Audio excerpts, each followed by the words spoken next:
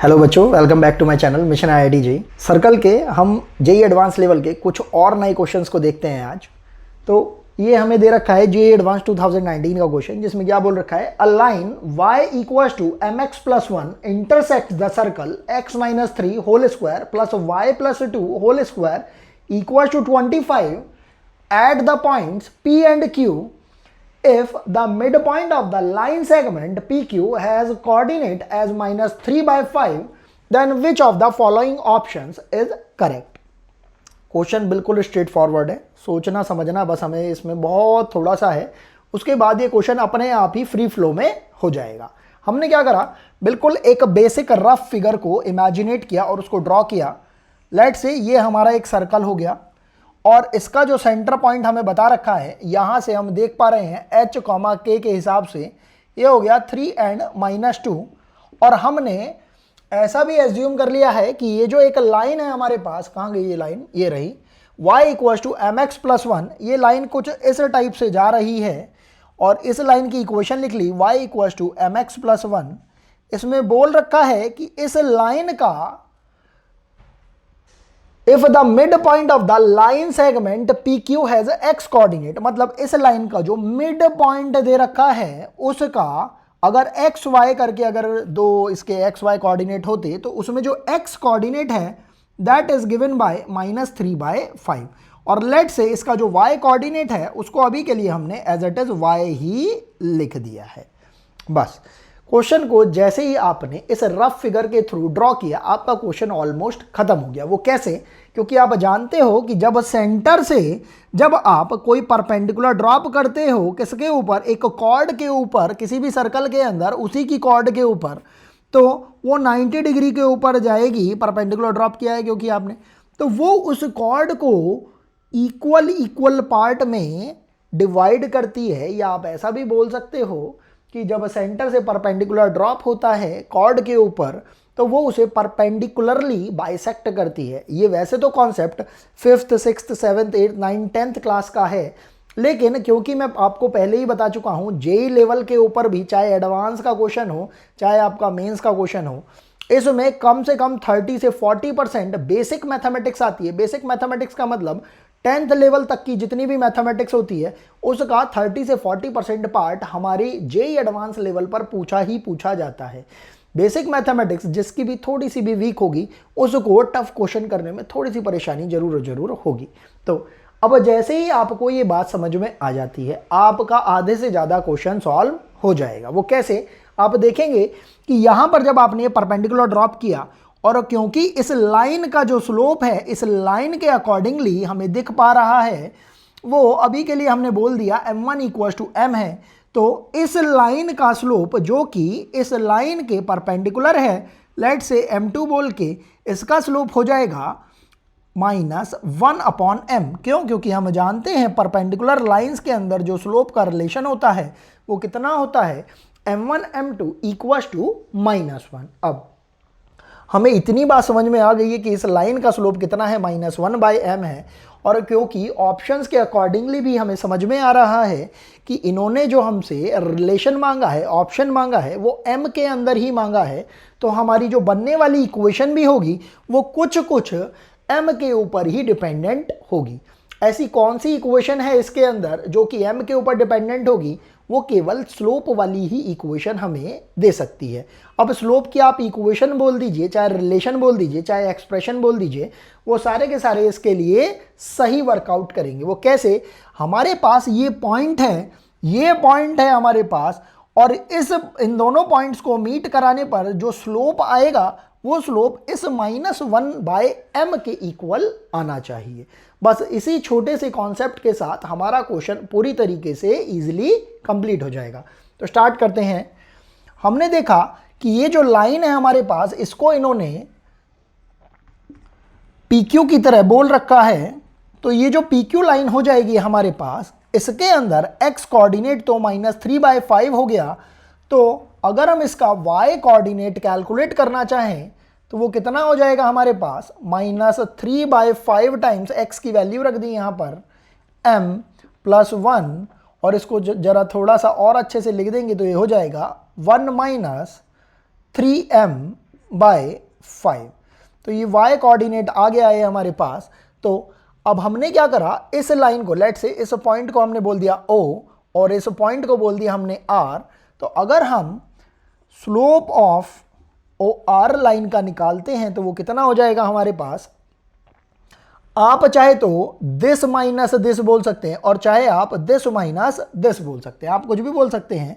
तो यहां से लेट से हमने बोला दिस y माइनस -2 और y की वैल्यू अभी आपने कैलकुलेट करी थी, वो कितना हो जाएगा हमारे पास 1 minus 3m by 5 minus y2 minus y1 के हिसाब से माइनस लगा के -2 upon x2 minus x1 minus 3 by 5 minus 3। थोड़ा देखेंगे, थोड़ा सिंप्लीफाई करते हैं, ये हो जाएगा 1 माइनस माइनस प्लस, तो ये हो जाएगा 3 minus 3m by 5 whole upon, ये हमारे पास माइनस, अच्छा यहाँ पर भी आप माइनस को कॉमन ले सकते हो, ये हो जाएगा 3 बाई 5 प्लस 3। अगर हम चाहें तो 3 को कॉमन ले सकते हैं और एलसीएम ले लेंगे, हमारे पास हो जाएगा 5 माइनस m अपॉन 5 और डिनोमिनेटर में भी अगर आप 3 कॉमन ले लेंगे तो आपके पास आ जाएगा 1 प्लस 5 अपॉन 5। आप देखेंगे 3 से 3 कैंसिल आउट हो रहा है, 5 से 5 कैंसिल आउट हो रहा है और जो वैल्यू आ रही है हमारे पास वो हो जाएगी m माइनस 5 अपॉन 6, क्योंकि ये जो माइनस है उसको मैंने यूटिलाइज करा दिया ऊपर 5 माइनस m के अंदर। तो ये वैल्यू आ गई है हमारे पास m ऑफ OR, इस OR लाइन की। अब क्योंकि इस OR लाइन का जो स्लोप है by this slope and by this relation कितना आ रहा है -1 बाय m, तो हमने क्या करा, m ऑफ OR को किसके इक्वल इक्वेट कर दिया, -1 बाय m के, जो कि कितना आ रहा था m माइनस 5 डिवाइडेड बाय 6। हमने क्रॉस मल्टीप्लाई कर दिए, हो गया -6 equal to m square minus 5m। थोड़ा सिंप्लीफाई और करा तो ये हो जाएगा -5m प्लस 6 इक्वल टू 0। अब क्योंकि ये एकदम बेसिक क्वाड्रेटिक बन रही है, इस 6 को हम बोल सकते हैं 3 इंटू 2, और क्योंकि 3 प्लस 2 करके 5 आ रहा है, क्योंकि प्लस का साइन है ये हमारे पास, तो यहाँ से हमारे पास इक्वेशन बन रही है m square minus 3m minus 2m plus 6 equal to 0 और m की वैल्यू आ रही है 3 एंड 2। तो हम यहाँ पर देखते हैं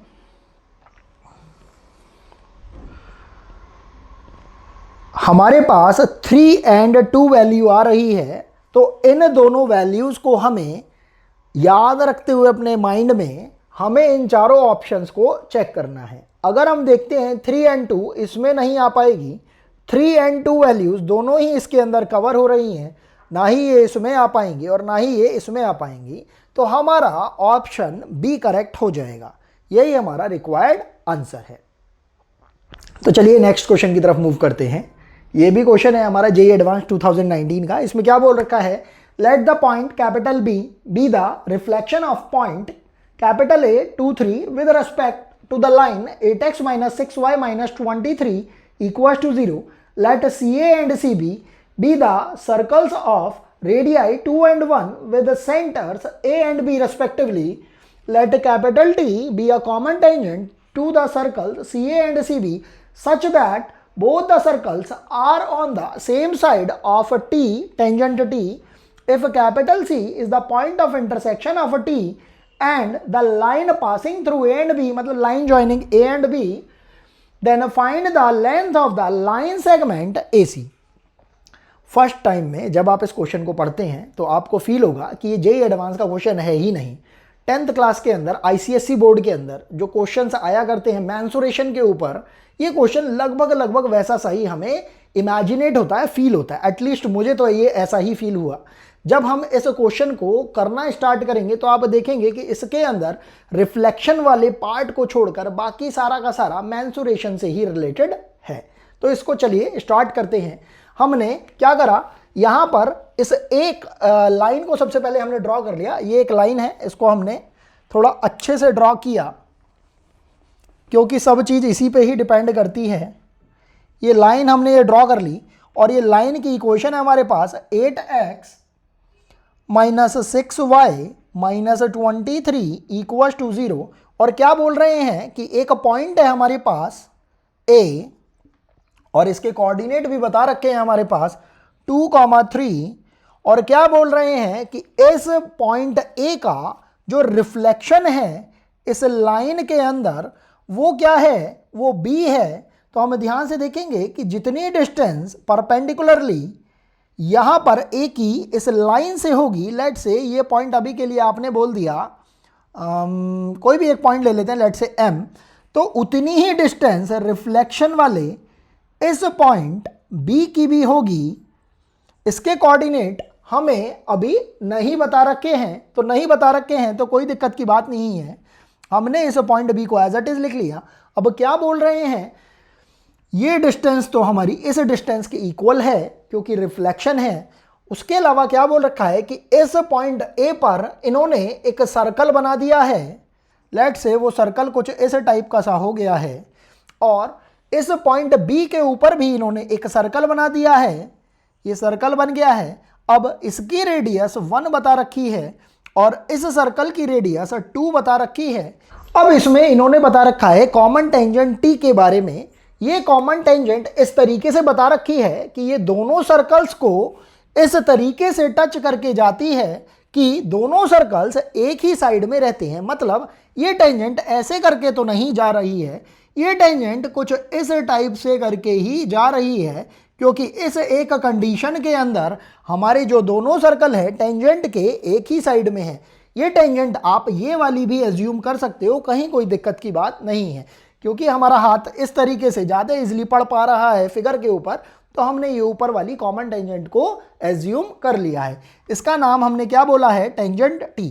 अब इसके आगे भी ये क्या बोल रहे हैं कि अगर इस टेंजेंट T को हमने आगे तक ड्रॉ कर दिया है और इस लाइन ज्वाइनिंग AB को भी हमने और आगे तक बढ़ा दिया है, तो ये किसी एक पॉइंट C पर जाकर कट होती है, मिलती है। तो हमें सबसे लास्ट में इन्होंने पूछ रखा है कि इस लाइन सेगमेंट AC की वैल्यू कितनी होगी। ये क्वेश्चन लगभग आपके जो 10th स्टैंडर्ड का जो मेंसुरेशन का जो क्वेश्चन होता है बिल्कुल वैसा सा ही आपको फील होगा। कब, जब आप इस क्वेश्चन को थोड़ा सा सिंप्लीफाई कर लेंगे। वो कैसे, आप देखेंगे कि यहाँ से लेकर यहाँ तक की डिस्टेंस अगर हमें पता लग जाएगी तो हमारा काफ़ी कुछ काम इजी हो जाएगा। और वही वाला पार्ट हम अपने 11th और 12th स्टैंडर्ड की जो कोऑर्डिनेट ज्योमेट्री रहती है उसमें किसी पॉइंट से परपेंडिकुलर ड्रॉप करके जो लेंथ निकालते हैं उससे कैलकुलेट हो जाएगी। तो अगर हम इस AM की बात करते हैं तो क्वेश्चन के अंदर हम लेंथ ऑफ AM कैलकुलेट कर रहे हैं। हमने क्या करा, इस पॉइंट से परपेंडिकुलर ड्रॉप कर दिया इस लाइन के ऊपर। वो कितना हो जाएगा हमारे पास, 8 times of 2 minus 6 times of 3 minus 23 और अपॉन में अंडर रूट ऑफ x के कोफिशिएंट का स्क्वायर प्लस y के कोफिशिएंट का स्क्वायर। इसको हमने लिख लिया और ये कितना हो गया हमारे पास, ध्यान से देखते हैं, मॉडुलस ऑफ 16 माइनस 18 माइनस 23 का मॉडुलस अपॉन ये हो जाएगा हमारे पास 10, कितना आ रहा है हमारे पास माइनस का 25 और मॉडुलस लग के ये कितना हो जाएगा हमारे पास 5/2। तो हमारे पास लेंथ आ रही है AM की कितनी, 5/2। इसी तरीके से हम लेंथ बोल सकते हैं BM की भी, वो कितनी हो जाएगी 5/2। तो यहाँ से आप डायरेक्टली बता सकते हो कि जो AB लेंथ होगी यहाँ पर, मतलब line joining centre points AB, वो कितनी हो जाएगी, length of AB equals to 5/2 plus 5/2 equals to, ये टोटल हो जाएगी हमारे पास 5। अब इतनी लेंथ हमारे पास आ चुकी है। हमें यहाँ पर अगर ये एंगल और पता लग जाए थीटा तो हमारा काम बहुत ही इजी हो जाएगा। तो अभी के लिए हमने इस एंगल को माना थीटा और हमने क्या करा, हम जानते हैं ये जो सेंटर पॉइंट है इसको हमने थोड़ा और ढंग से बनाया जिससे कि फिगर थोड़ी सी हमारी वर्किंग टाइप से लगे। हमने इस सेंटर पॉइंट को ए जो मान रखा था उसको थोड़ा सा एडजस्ट किया, ढंग से लिखा, और हमने सेंटर पॉइंट से जब इस टेंजेंट के टचिंग पॉइंट को मीट किया तो ये बेसिक हम जानते हैं कि ये परपेंडिकुलरली ही इस तरीके से इनमें रिलेशन होता है। इसी तरीके से जब हमने इसके सेंटर पॉइंट से टेंजेंट के टचिंग पॉइंट को जब हमने मीट कराया तो वो भी परपेंडिकुलर होगा। तो हमारे पास ये दोनों के दोनों परपेंडिकुलर आ रहे हैं। अब हमने क्या करा, इस वाली लाइन को यहां से इस लाइन के पैरेलल ए बी लाइन इस पर्टिकुलर पॉइंट से ड्रॉ कर दी तो ये लाइन कुछ इस टाइप से आ जाएगी हमारे पास। तो इसको अभी के लिए हमने ए डैश बोल दिया और इसको अभी के लिए हमने बी डैश बोल दिया। तो हम देखेंगे कि ये लेंथ ए डैश बी डैश इस लेंथ ए बी के इक्वली होगी क्योंकि हमने इसको यहां पर रिक्रिएट किया है। अब क्योंकि ये ए बी लेंथ तो हमारे पास टोटल कितनी थी 5, तो ए डैश बी डैश भी हमारे पास कितनी हो जाएगी 5। हमारे पास ये लेंथ हमें बस निकालनी है। ये लेंथ कितनी होगी जरा ध्यान से सोचेंगे। ये टोटल लेंथ 2 थी, ये लेंथ 1 थी। ये 1 लेंथ जब हमारे पास यहां पर आ जाएगी तो हमारे पास ये लेंथ कितनी बचेगी 1। बस आपने इतना इमेजिनेट कर लिया तो आपका क्वेश्चन काफी हद तक सॉल्व हो जाएगा। आप देखेंगे कि इस एंगल को अगर आप सोचेंगे तो ये एंगल इसी ही एंगल के इक्वल होने वाला है। ये एंगल हो जाएगा थीटा, और जैसे ही ये एंगल थीटा होगा तो हम यहाँ पर देख रहे हैं ये परपेंडिकुलर लेंथ है और ये एज अ हाइपोटेनियस वर्क करेगा। इसको आप बेस बोल सकते हो। तो साइन थीटा के लिए यहाँ पर अगर हम कैलकुलेट कर लें, क्योंकि साइन थीटा के लिए हमारे पास दोनों वैल्यू अवेलेबल हैं, ये हो जाएगी 1/5 परपेंडिकुलर अपॉन हाइपोटेनियस। ये हमारे लिए साइन थीटा बहुत ही परफेक्टली कैलकुलेट हो रहा है। और अब क्योंकि हमें AC की वैल्यू चाहिए तो अगर हम इस बड़े वाले ट्राइंगल के अंदर बात करते हैं तो इसके अंदर भी जब साइन थीटा बोलेंगे तो इसके लिए परपेंडिकुलर है हमारे पास 2, ये पूरा का पूरा परपेंडिकुलर है 2, और इसका हाइपोटेनियस है हमारे पास AC। और क्योंकि AC हमें कैलकुलेट करना है तो AC की वैल्यू आ जाएगी हमारे पास 10, और यही हमारा रिक्वायर्ड आंसर हो जाएगा। तो आपको अगर ये इंपॉर्टेंस समझ में आ जाती है कि बेसिक फॉर्मूलाज और basic concept from class 5th to class 10th कितने इंपॉर्टेंट हैं, तो आप समझ पाएंगे कि जेईई एडवांस तक का लेवल का क्वेश्चन आप बहुत ही ईजिली सेकेंडों के अंदर सॉल्व कर सकते हैं। आई होप आपको ये क्वेश्चन समझ में आ रहे होंगे। मिलते हैं आपसे नेक्स्ट वीडियो के अंदर इसी तरीके से कुछ नए क्वेश्चंस के साथ। Thanks for watching.